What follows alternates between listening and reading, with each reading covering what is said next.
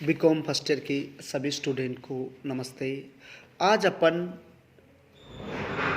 स्व उद्देश्य प्रबंध प्रक्रिया के चरण, एमबीओ के क्या चरण होते हैं उसके बारे में अध्ययन करते हैं। मतलब स्व उद्देश्य प्रबंध प्रक्रिया के चरण या एमबीओ के चरण क्या होते हैं, क्या स्टेप होती है एमबीओ के, उसके बारे में अपन अध्ययन करते हैं। तो सबसे पहले उद्देश्य का जो चरण है, सबसे पहला चरण ये है संस्था के उद्देश्य का निर्धारण। एमबीओ के अंदर संस्था का जो उद्देश्य होता है, सबसे पहले उस संस्था का क्या उद्देश्य है, उस मूलभूत उद्देश्य को प्राप्त करना ही उस प्रबंध प्रक्रिया का मेन हिस्सा माना जाता है। कि ये जो अपनी संस्थाएं चल रही है, संस्था के द्वारा कौन सी सेवाएं दी जा रही, कौन सा उत्पादन किया जा रहा है, इससे सामान्य वर्ग को लाभ हो रहा है या नहीं हो रहा, देश का विकास हो रहा है या नहीं हो रहा, देश के हित में लाभ हो रहा है या नहीं हो रहा है, और साथ ही साथ व्यक्ति, जिसकी भी फर्म है, जिसकी भी ये संस्था, जिसकी भी ये कंपनी है, उसको भी फायदा हो रहा है या नहीं हो रहा, यानी उस उद्देश्य का निर्धारण किया जाता है। फिर दूसरा आता है कि अधीनस्थों के उद्देश्य का निर्धारण। इसका मतलब ये होता है कि आपने जो कर्मचारी होते हैं संस्था के अंदर, फर्म के अंदर, जो संस्था के अंदर जो कर्मचारी होते हैं, जो काम कर रहे होते हैं, उनको कौन कौन से कार्य दिए हैं, उन कार्यों को किस तरीके से करना है, उनका एनालिसिस किया जाता है कि ये जो कर्मचारी को अपन ने जो कार्यभार सौंपा है, इन अधीनस्थों से किस तरीके से अपन कार्य करवा पाएंगे, ये किस तरीके से कार्य संपन्न कर पाएंगे। तो इस उद्देश्य का निर्धारण किया जाता है। अच्छा, इस उद्देश्य का निर्धारण करते समय क्या है कि उस कर्मचारी जो अधीनस्थ होता है ना, उसकी योग्यता, प्रशिक्षण, अनुभव, इन सभी चीज़ों को ध्यान में रखा जाता है। तभी जाके वो आदमी, कोई आदमी काम करना ही नहीं जानता, उस पर अपन काम थोप देते हैं या काम दे देते हैं, तो फिर उस ढंग को बेढंग से काम करता है, उस कार्य को वो संपादित नहीं कर पाता है। फिर तीसरा जो इसका स्टेप है, जिसकी उद्देश्य की जो एमबीओ का जो तीसरी स्टेप है, वो है कि उद्देश्यों और संसाधनों में संतुलन बनाना। संस्था के अंदर जो संसाधन बनाए गए हैं, जैसे मशीनरी सामान, भौतिक सामान, जो भी हो, इनका जो कर्मचारी काम कर रहे होते हैं उनमें क्या तालमेल होना चाहिए। जब संस्था की जो भौतिक संपत्ति, उसमें और कर्मचारियों में तालमेल बैठाना चाहिए, उनमें संबंध स्थापित हो। संबंध स्थापित का मतलब है कि वो उस कार्य को, उन भौतिक साधनों का सदुपयोग कर सके। उन कर्मचारी उस कार्य करने के लिए जिस व्यक्ति को जो सामग्री चाहिए होती है वो उपलब्ध करवाई जाती है, भौतिक साधन उनको उपलब्ध करवाया जाता है कि वो बहुत अच्छी तरीके से उस संस्था के अंदर काम कर ले। फिर चौथा जो इसकी विशेषता आती है वो ये आती है कि उद्देश्यों का पुनः आवर्तन करना।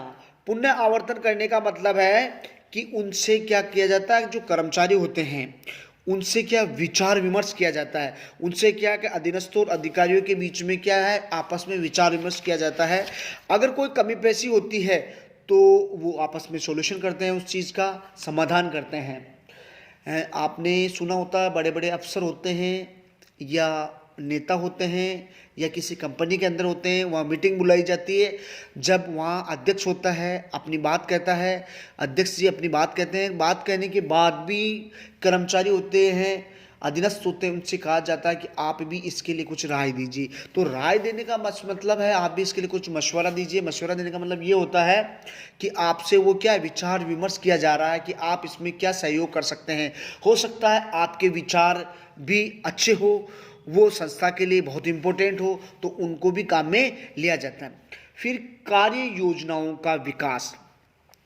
उद्देश्य की जो अगली स्टेप आती है कि जो कार्य योजनाएं बनाई हमने कि किस कार्य को किस तरीके से करना है, जिस कार्य को अपन को उस स्टेप से करना है, तो उस कार्य को किस तरीके से अपन संपादित करें, उस कार्य को किस ढंग से अपन किन साधनों के माध्यम से अच्छा से अच्छा करें, तो उसके के लिए क्या बनाई जाती है, रूपरेखा तय की जाती है, और उस रूपरेखा के अनुसार ही वो कार्य संपादित किया जाता है। फिर कार्य योजनाओं का क्रियान्वयन। अपन ने जो योजना बना ली कि भाई फले व्यक्ति को, फले अधीनस्थ को, कर्मचारी को ये कार्यभार सौंपा जाता है, उसको कार्यभार दे दिया।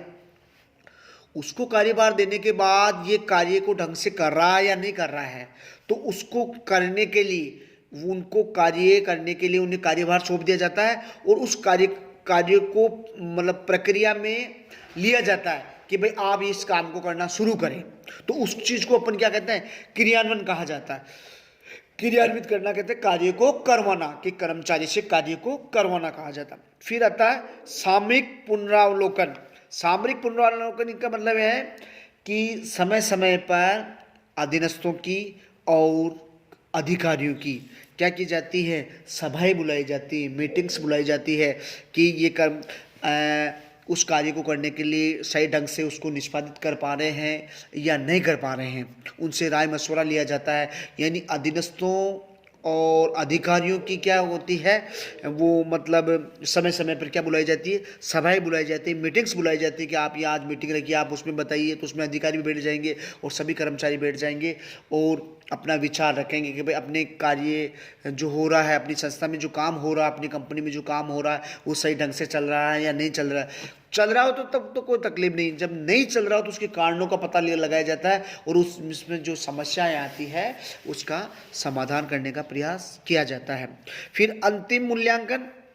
अंतिम मूल्यांकन का मतलब होता है कि एमबीओ की एक जो लास्ट स्टेप होती ना, कि अंतिम मूल्यांकन का ये कि आपने एमबीओ के जो उद्देश्य तय कर दिए हैं, जो आपने उद्देश्य इस संस्था फर्म के लिए जो बनाए हैं कंपनी के लिए, वो उनका सही ढंग से पालन हुआ या नहीं किया गया।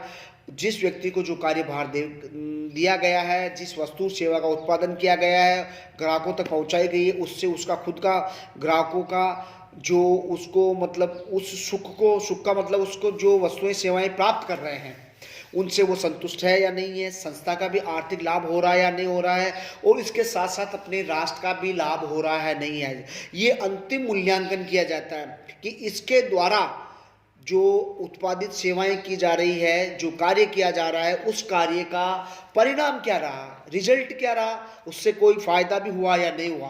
फायदा हो रहा है तो और अच्छे ढंग से करने का प्रयास किया जाता है, और अगर लाभ नहीं होता है तो उसको वहीं विराम दिया जाता है, उसके कारणों का पता लगाया जाता है, उसका समाधान किया जाता है और अपनी संस्था को अच्छे से अच्छे प्रोग्रेस की ओर लेकर जाने का प्रयास किया जाता है।